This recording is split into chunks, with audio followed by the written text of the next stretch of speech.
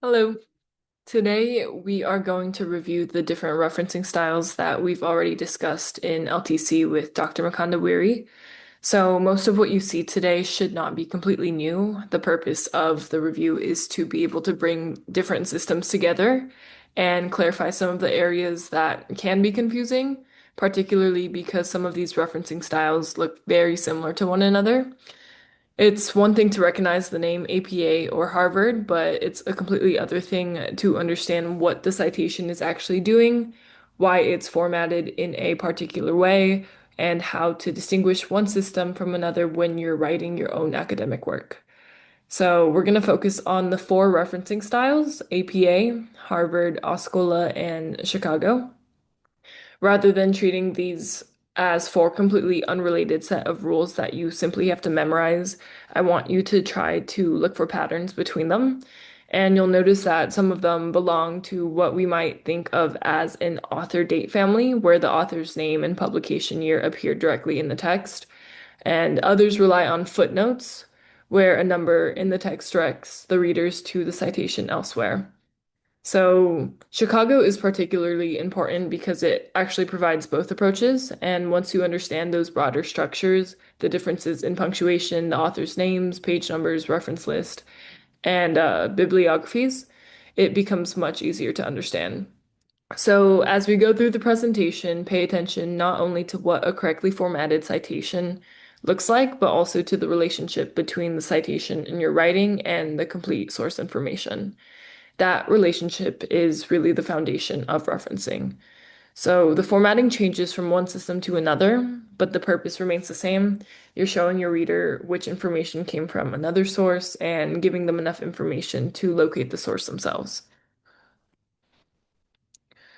So before we start comparing the four styles, I want to briefly return to the purpose of referencing itself. As we've discussed previously, referencing is the process of acknowledging the source of information and the ideas that you use in your academic work. The important word there is acknowledging. So when you write academically, you're contributing your own analysis and argument, but you're usually doing that in conversation with research, theories, evidence, statistics, and other ideas that already exist. So referencing allows the reader to distinguish between what comes from those existing sources and what comes from your own analysis. One obvious reason we reference is to give credit to the original author. If another researcher developed an argument, if they conducted a study, produced a set of data, or wrote something that contributes to our work, we need to acknowledge that contribution. This also directly is connected to avoiding plagiarism. Plagiarism isn't limited to just copying an entire paragraph and pretending that you wrote it. If you take another person's idea and paraphrase it into your own words, the wording may now be yours, but the idea is still derived from that source, so it still needs to be acknowledged. Referencing also strengthens your argument because it allows you to provide evidence.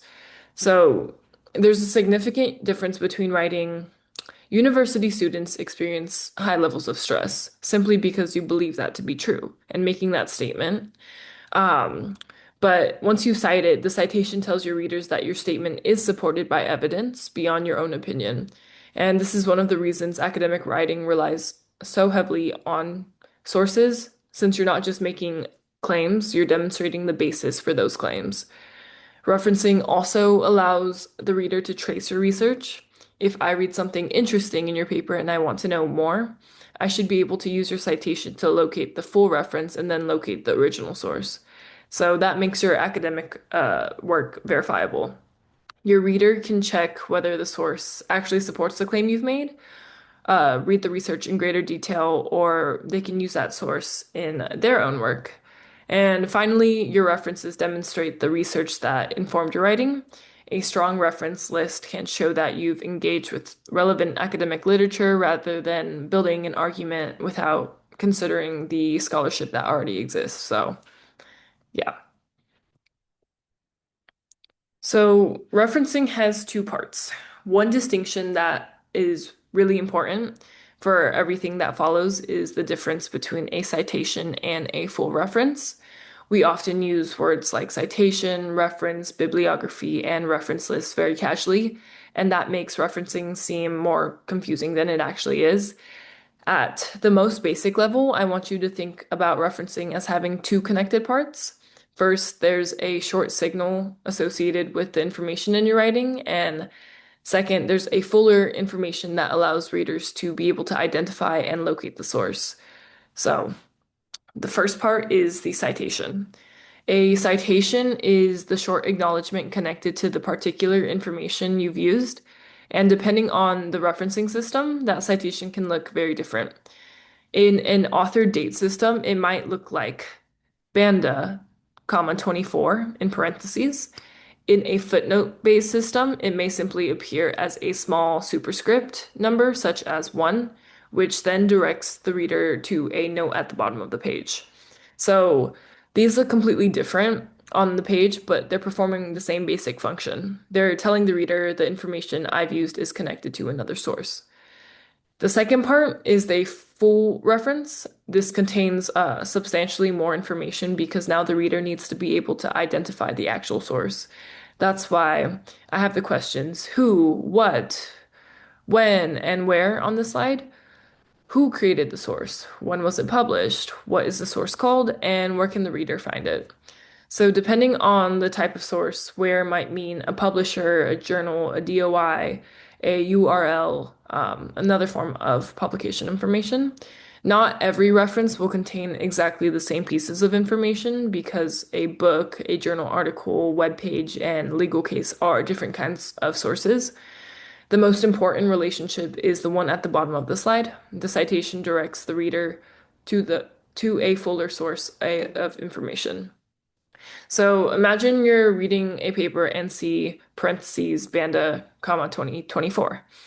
That citation alone doesn't tell you the title of Banda's work or where it was published. Instead, you go to the reference list and you look alphabetically under Banda and find the complete entry.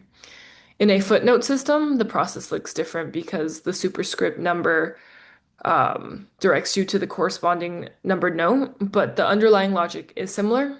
This distinction is going to become especially important when we compare the four systems.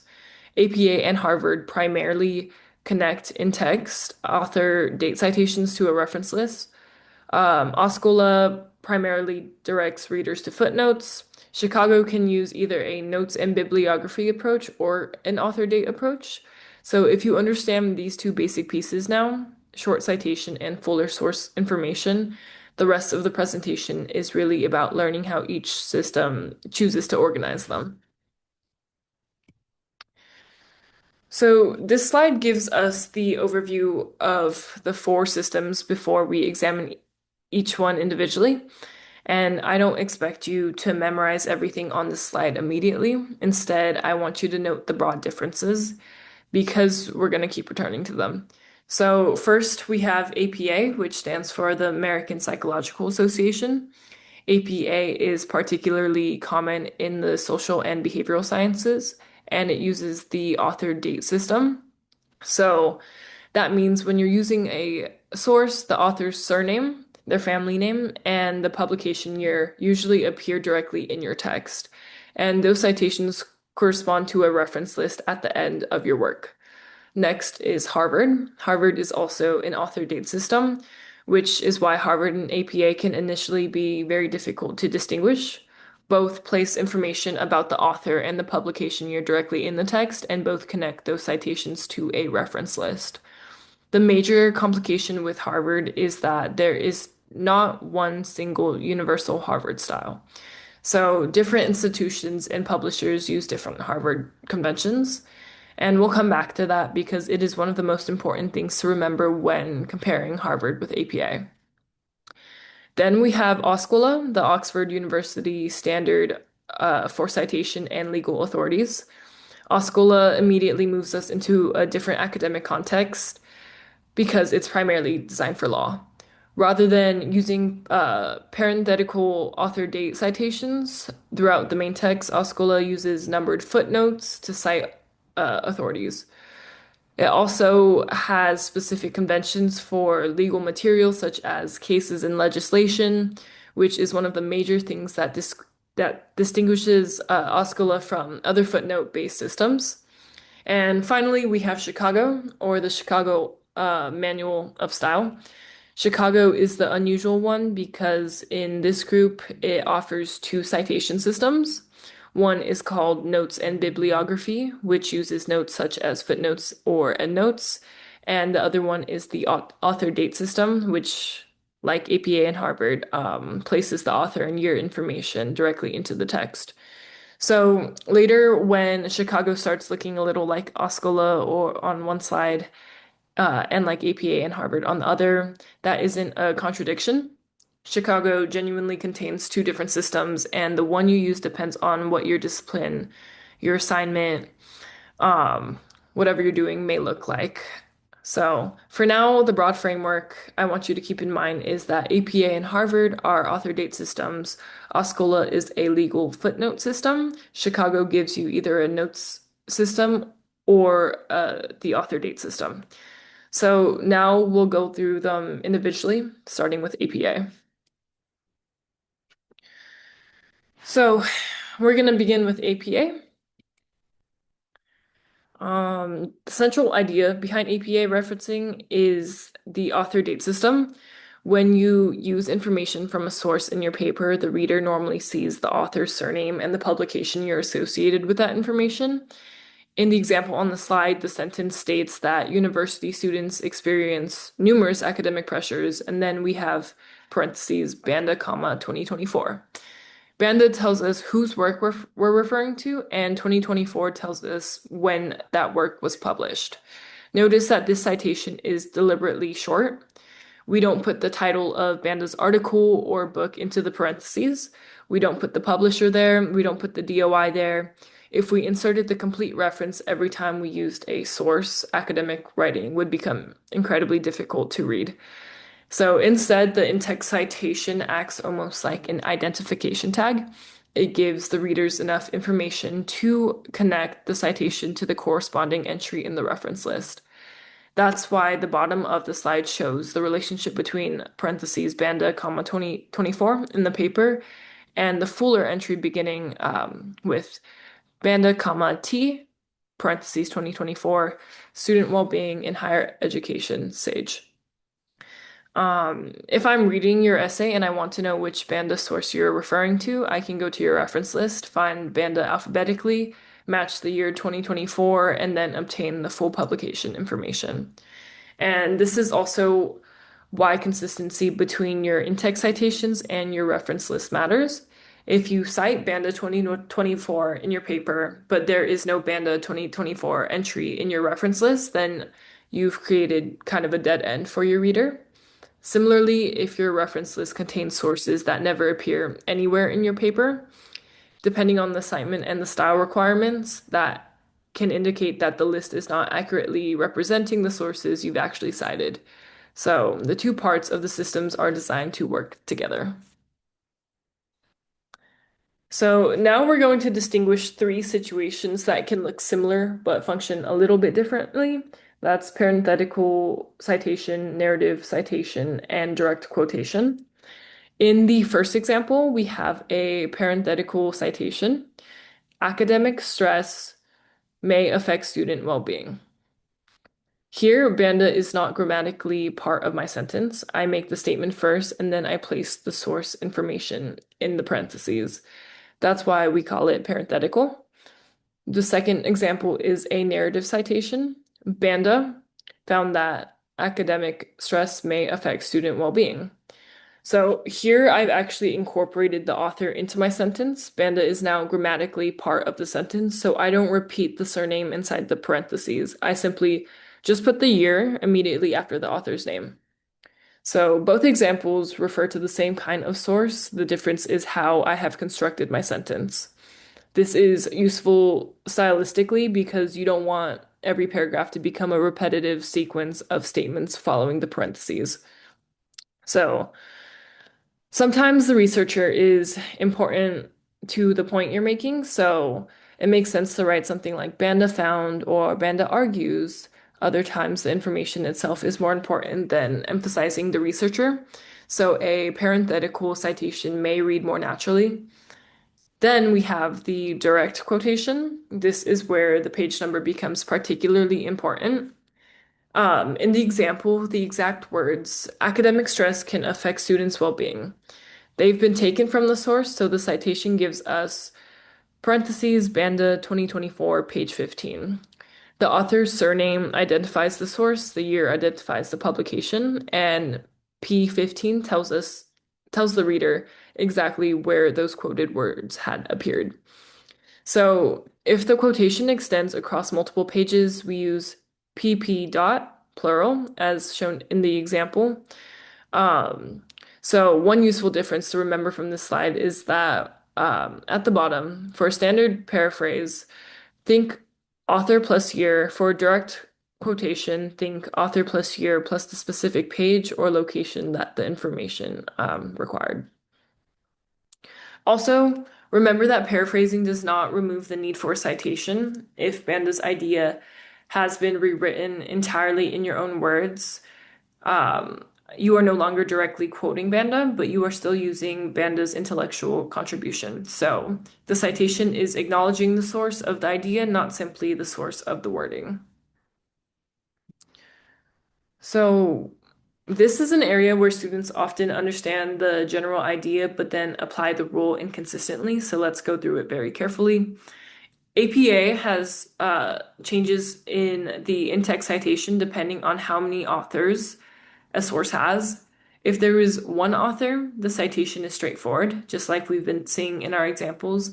It would just be the last name of the author, Banda, comma, the year of the publication, 2024. If there are two authors, both surnames appear, and every time the source is cited, you would have both authors' last names in the parentheses using the and symbol, comma, publication year. However, look at the narrative version. If the authors are grammatically part of your sentence, you would write Banda and Fieri with the word and rather than using the ampersand syndrome. So the distinction is not simply APA always uses an ampersand, it uses the ampersand in the parenthetical form, while normal prose use the word and. Now we get to three or more authors. In APA 7, you normally use the first author's surname followed by et al. From the first in-text citation. So if the article was written by Banda, Fieri, and Tembo, you don't need to write all three surnames every time. The in-text citation becomes Banda et al. Dot, comma, 2024. Or narratively, Banda et al. Dot, parentheses, 2024 found. So the expression et al. Comes from Latin and it essentially means and others. So when you see et al., you should mentally read it as Banda and the other authors. And one small formatting detail worth noticing is that et al. Contains the period after the all because that part is abbreviated. More importantly, though, don't interpret et al. As meaning that the other authors somehow don't matter. This is simply a shortened form of in-text citation so that the paper with several authors doesn't produce an enormous citation every time you refer to it. And that last phrase, in-text citation, matters because the next slide shows us the rule changes that when we get to the reference list. So this slide addresses a very common mistake. Students learn that three or more authors become et al. In an APA in-text citation, and then they assume that they should also write et al. In the reference list. That's not how APA 7 works. Suppose the source has three authors again, Banda, Fieri, and Tembo. In your paper, the in-text citation can be shortened to Banda et al., comma, 2024. And that's appropriate because the citation needs to remain concise and readable in text. But the reference list has a different purpose. The reference list is where we provide much fuller information about the source, including the authorship. And in APA 7, it allows you to list up to 20 authors in the reference list. So a source with three authors does not become Banda et al. In your reference list, you actually identify Banda, Fury, and Tembo according to the EPA reference list. And then, mm,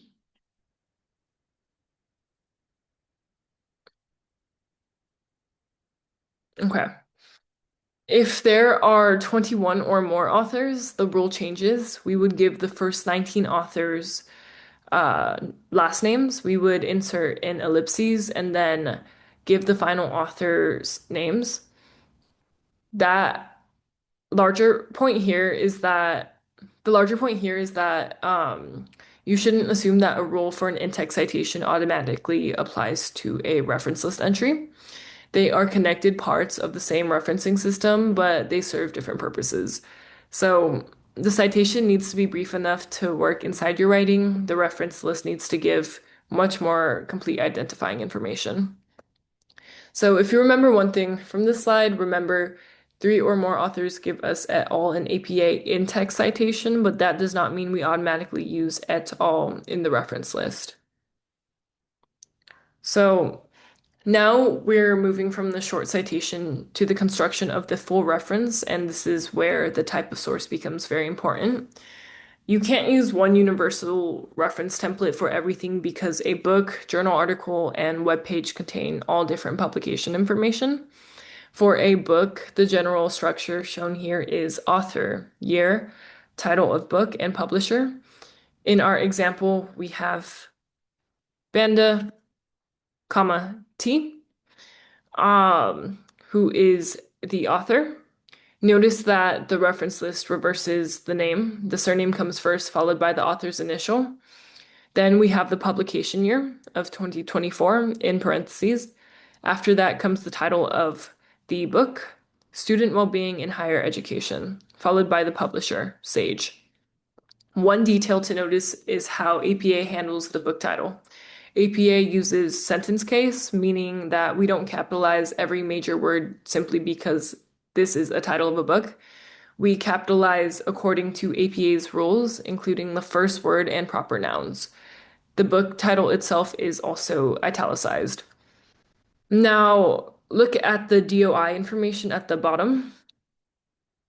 A DOI, or digital object identifier, is a persistent identifier assigned to many digital scholarly works. If the book has a DOI, the slide shows that it should be included at the end in DOI URL form.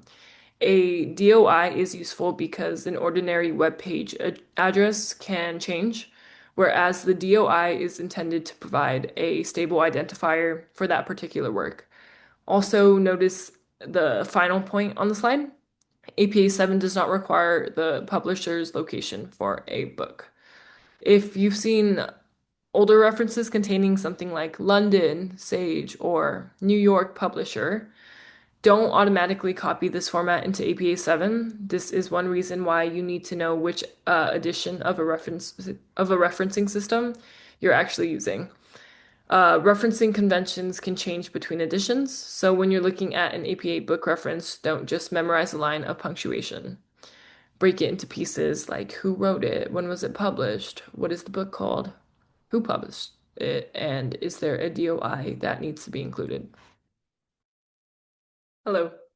I took a break, but we're back. Um, so academic journal articles. Journal articles require more information than books because we need to identify not only the article itself, but also the journal in which the article appears. That's why the reference on this slide has more components to it. The general structure begins with the author and the year, just as our book reference did. Then we have the title of the article, and after that comes the title of the journal, followed by the volume, issue, page range, and DOI when it is available. So using the example on the slide, Banda.t, T identifies the author, and parentheses 2024 gives us the publication year. Academic stress among university students is the title of the individual article. Then we have Journal of Student Health, which is the publication containing that article. And this distinction matters. The article title and journal title are two different pieces of information and are formatted differently. Next, we have the 12 and the parentheses 3. The 12 represents the volume and the 3 represents the issue. One way to think about this is that an academic journal publishes material over time, and the volume usually groups publications within a broader publication cycle, while the issue identifies a particular installment within that volume. We then have 145 to 158, which tells us the page range occupied by the article. And finally, we have the DOI. Again, DOI means digital object identifier. If one is assigned to an article, it gives us a persistent way to identify and locate a particular scholarly work. This is why you should not automatically stop your reference after the page range if the article provides a DOI. What I want you to notice is that the reference itself tells us what kind of source we're dealing with, and if you see an article title followed by a journal title, volume, issue page, range, and DOI, then you're looking at the publication information for an academic journal article, not a book. So learning to recognize those components will make constructing references much easier than trying to memorize every example as one long string of punctuation.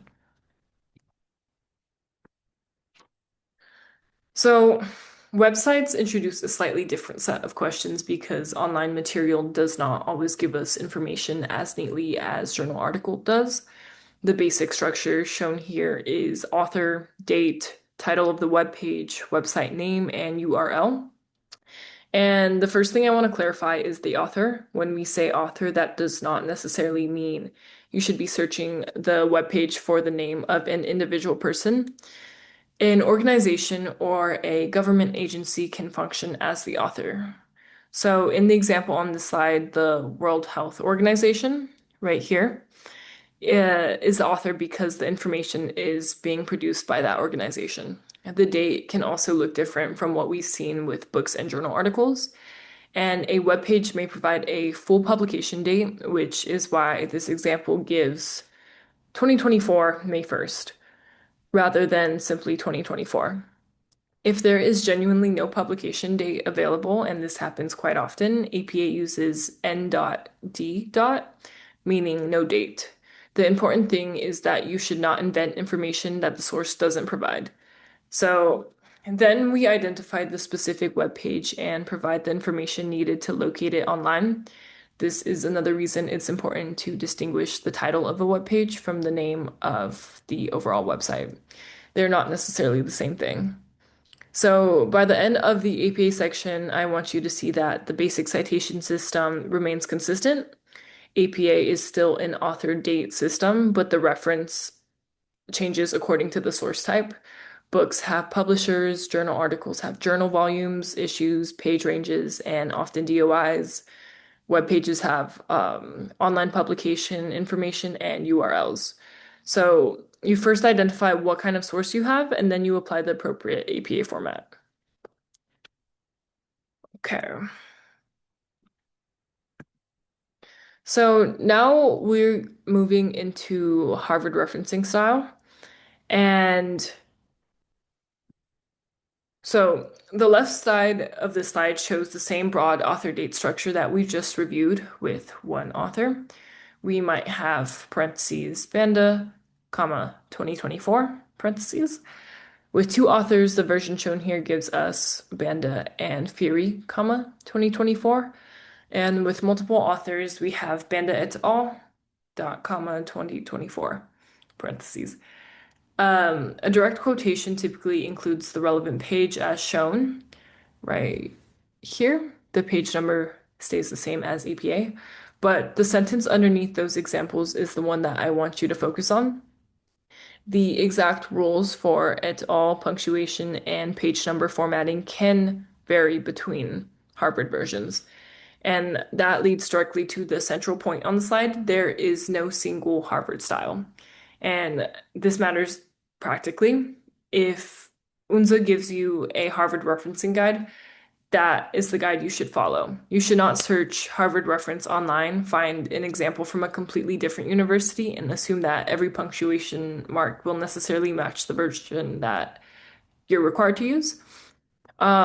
Two institutions can both legitimately describe their system as Harvard referencing while having differences in the finer formatting conventions. And on the right, we can see how a book and journal article might be structured in the Harvard version represented here. The book includes the author's surname and initial, the year, title, edition information where relevant, the place, and the publisher. So the journal article includes the author, year, article title, journal title, volume and issue, page range, and DOI.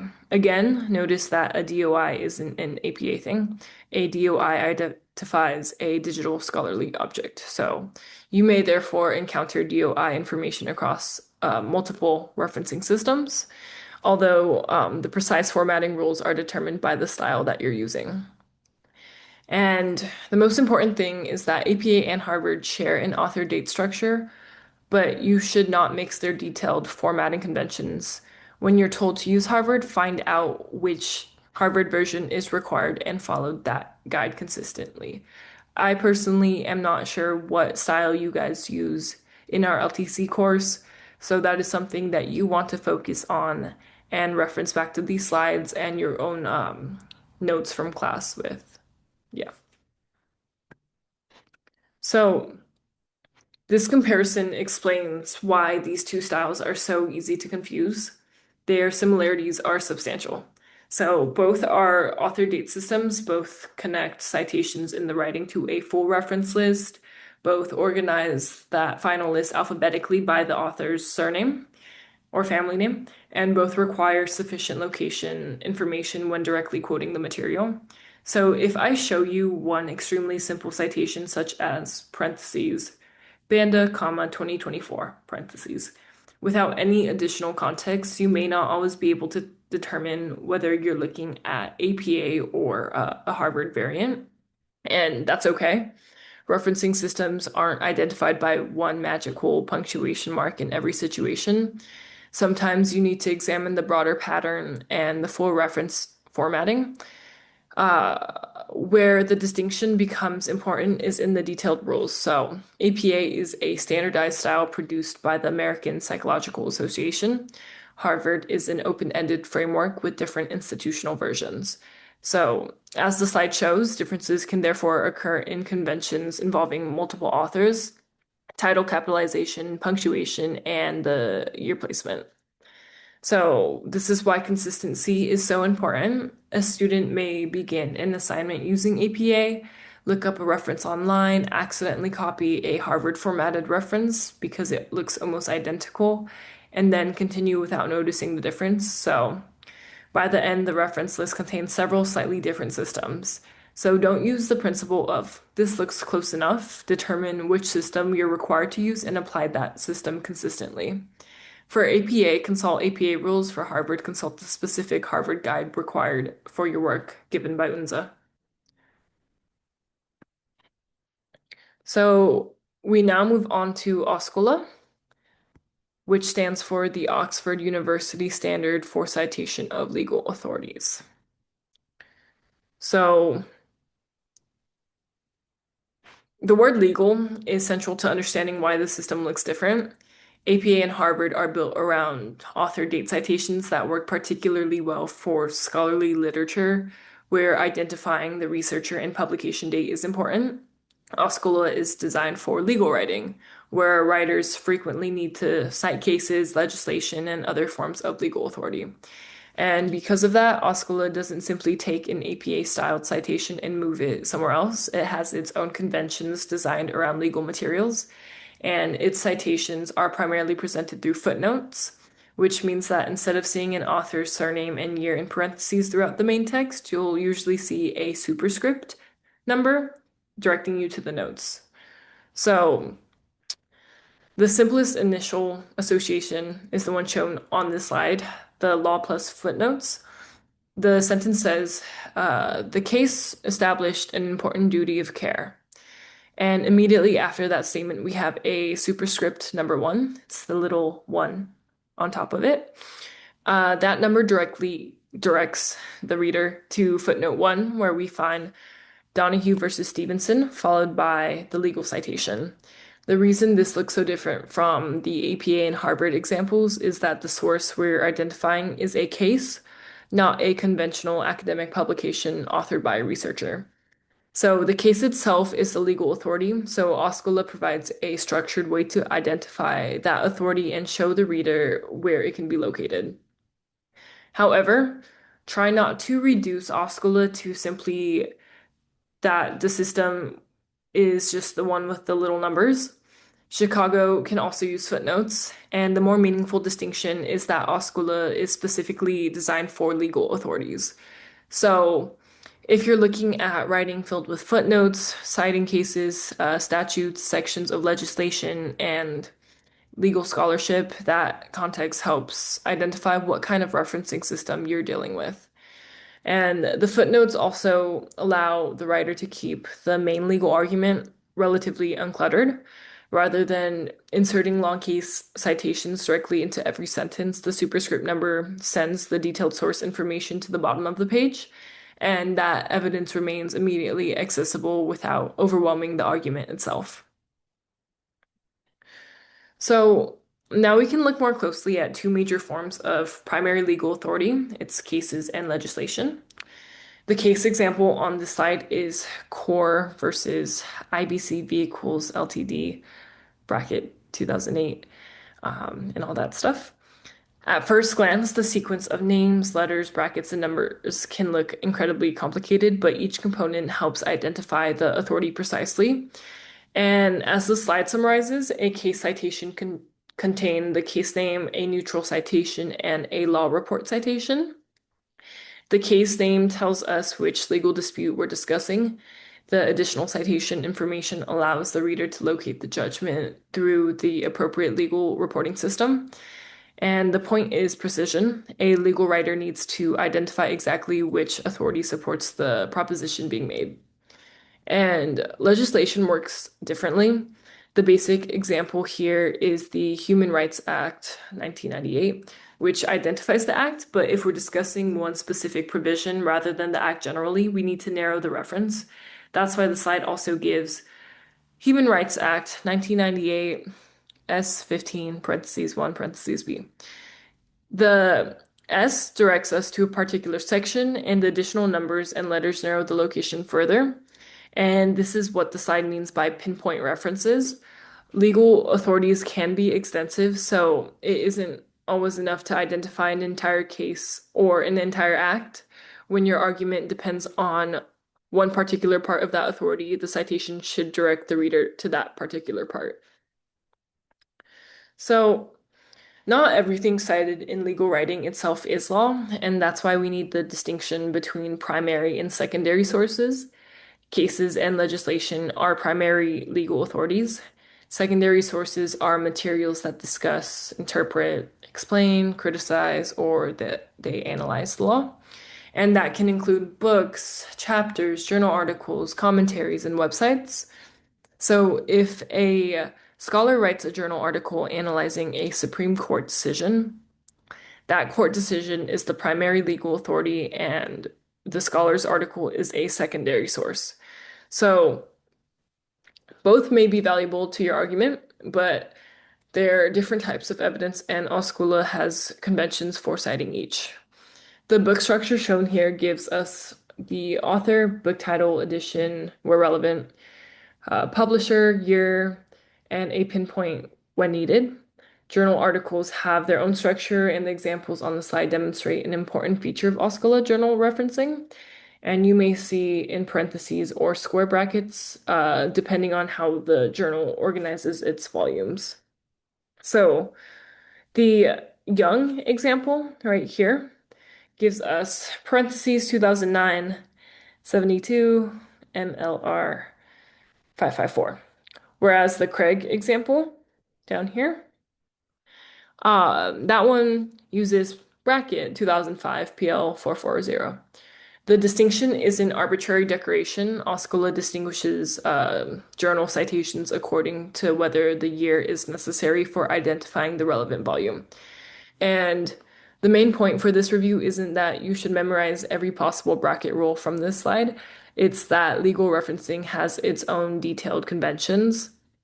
And when you're constructing an OSCOLA reference, you need to follow those conventions rather than borrowing formatting from APA, Harvard, or Chicago, simply because the source happened to be in a journal article. And then, gotcha. So this slide clarifies where all of this information actually appears in legal work. For shorter works such as an essay or article, OSCOLA citations appear in footnotes. The superscript number in your writing points to the relevant authority at the bottom of the page. And for longer works such as books or theses, OSCOLA also provides for preliminary tables of authorities. These can include a table of cases, a table of legislation, and tables covering other primary legal sources. This becomes useful because a long piece of legal scholarship may rely on a very large number of authorities, and those tables allow readers to see and locate the legal materials used throughout the work. So don't automatically apply the APA mental model of citation in the paragraph plus one reference list at the end to OSCOLA. The organizational structure is different because the needs of legal writing are different.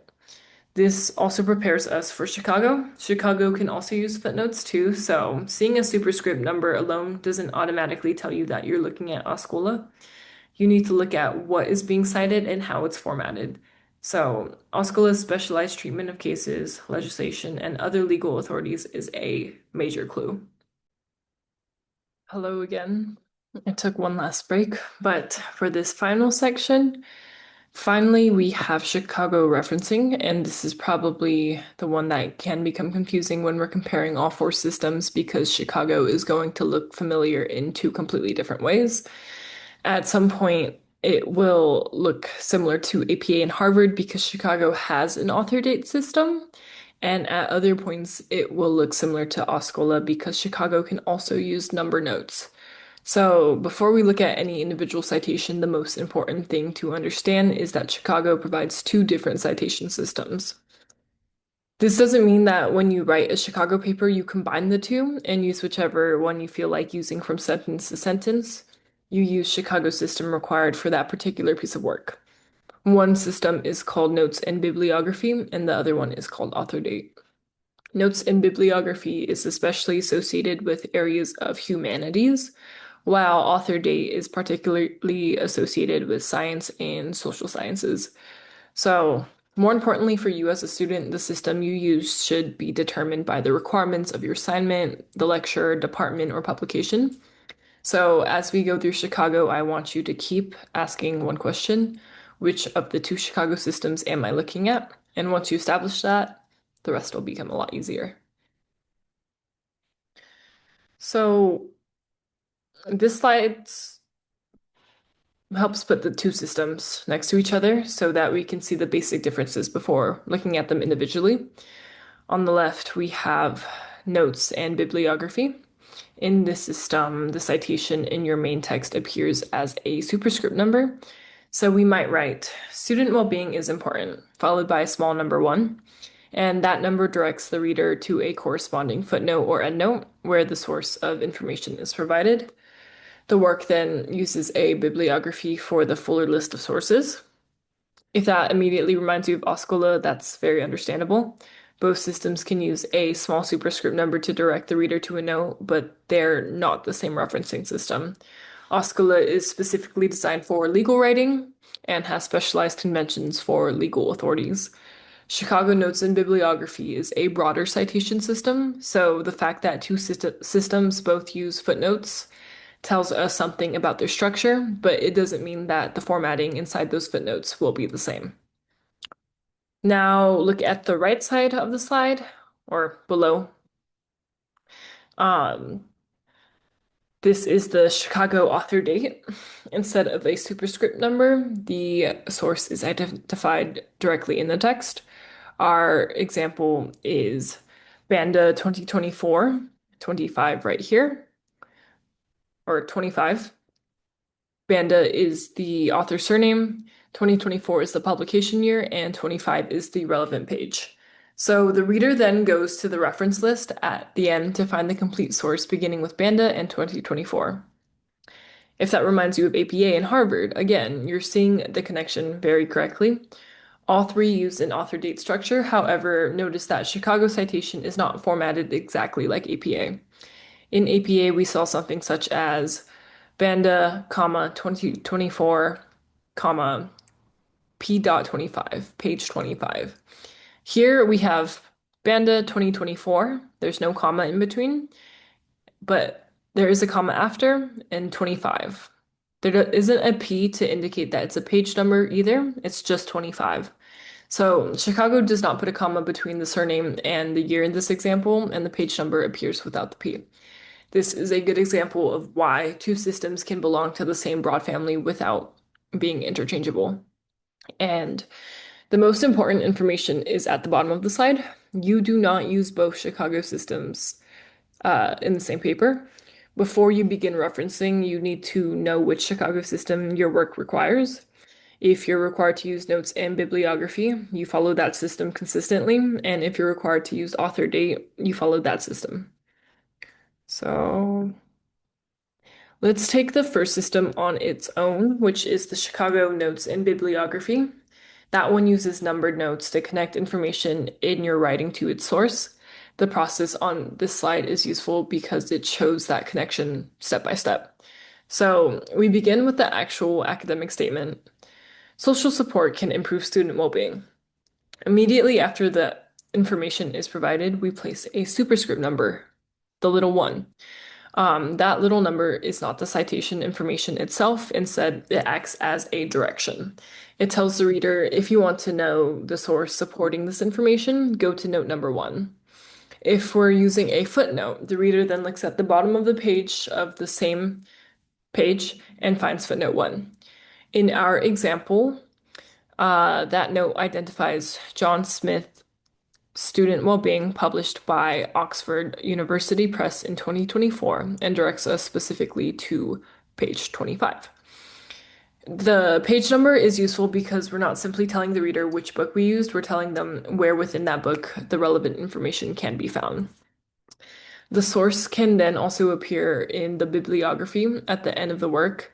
Notice that the footnote and bibliography entry contain much of the same information, but they're not formatted identically. So in the footnote, we have John Smith because the note reads more naturally beginning with the author's normal name order. In the bibliography, we have Smith, John, because the bibliography is organized alphabetically by surname. So that difference is important because just as we saw with APA, the citation and the final source entry serve related but different purposes. The note tells us which source supports a particular part of the writing and can direct us to a particular page. The bibliography organizes the sources used in the work so that the reader can identify them more broadly. The second half of the slide reinforces what a footnote actually does. So if I write, the policy was introduced in 2020, and I placed a superscript 1 immediately afterwards, right here, the reader sees the claim, notices the number 1, and looks at the footnote 1 at the bottom of the page and finds the source. So the easiest way to visualize Chicago notes and bibliography is the sequence at the bottom of the slide. So they see the claim, they see the superscript, they look at the footnote, and then they're able to identify the source. Now we move on to the other Chicago system, and I want you to mentally separate this from the previous slide. In standard Chicago author date, we are no longer using citation footnotes to identify our source. Instead, the source information appears directly within the text, much like what we've already seen in APA and Harvard. The basic format shown here is author followed by year, so we might write, social support can improve student well-being, parentheses, Smith, 2024. The reader immediately knows two things about the source. The author is Smith, and the work was published in 2024. If we're directing the reader to a particular page, the format becomes Smith 2024, comma, 25.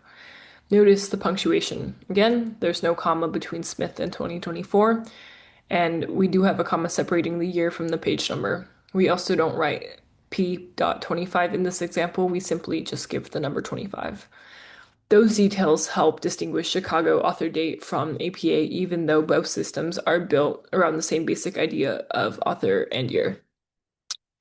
The reader can take Smith 2024 and go to the reference list at the end of the paper as well. There, the full entry begins Smith, John 2024 and continues with the title and publication information.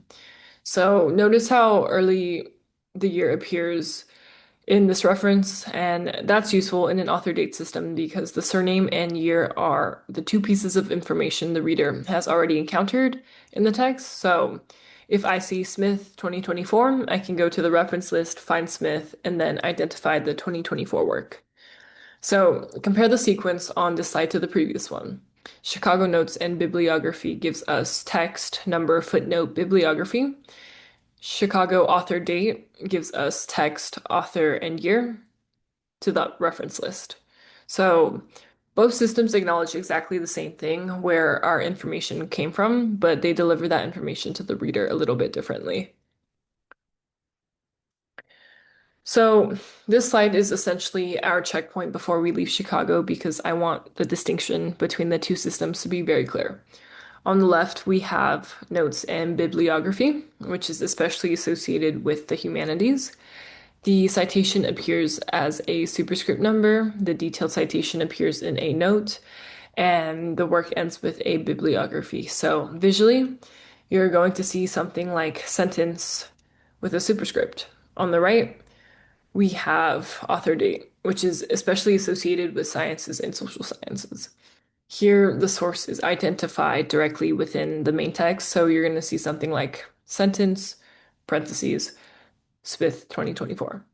The complete source then appears in a reference list. Now, the discipline associations are useful for understanding why the two systems exist, but I don't want you to interpret them as permission to personally choose whichever Chicago system you prefer based on the subject that you're writing about.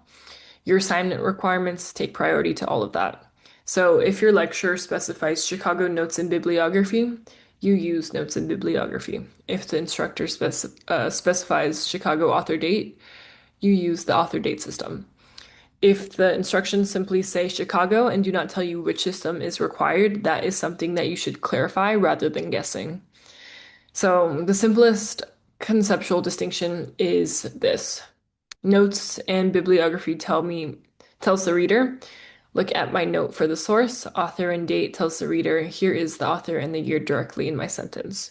Once you understand that difference, it becomes a lot less confusing. So we can bring everything together here. This chart is probably one of the most important slides in the presentation because we're not looking at the system separately. We're asking what they have in common and how we can distinguish them. So please take the time to look over the slide, see the similarities, see the differences, and if you want, feel free to message me or get some practice on it, since this right here is exactly what you should know to prepare for your final examinations. And then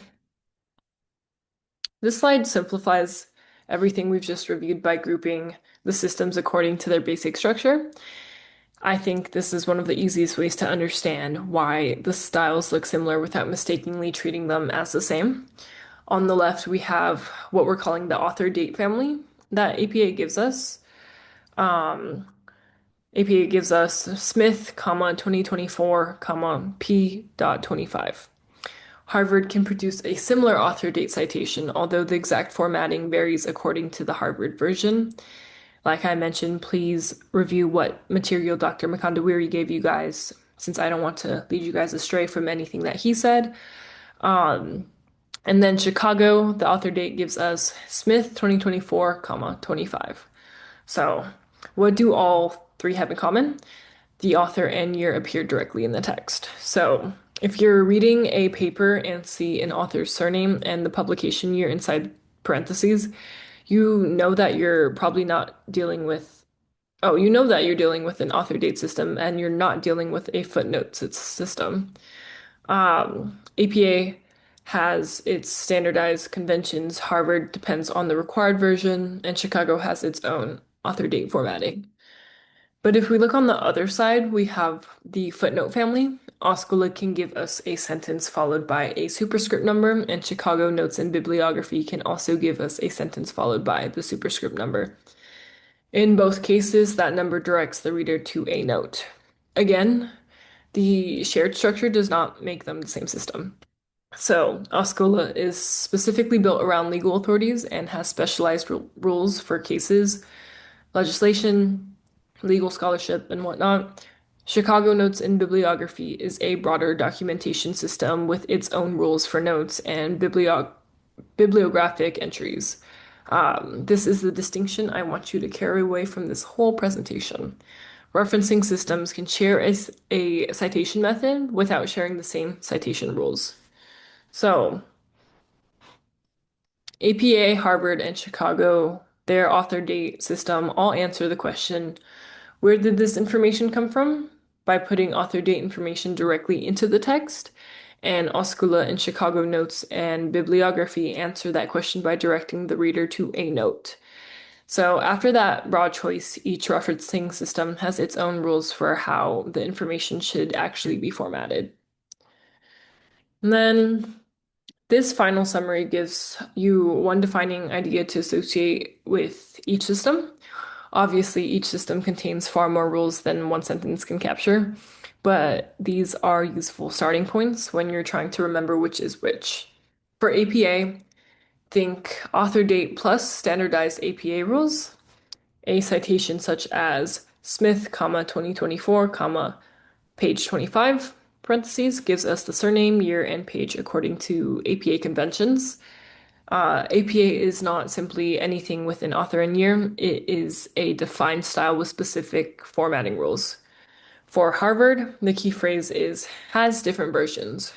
Harvard is also author date, which is why it can resemble APA so closely, but you need to check with your institution about what Harvard guide you guys are using on the particular assignment or lesson or exam.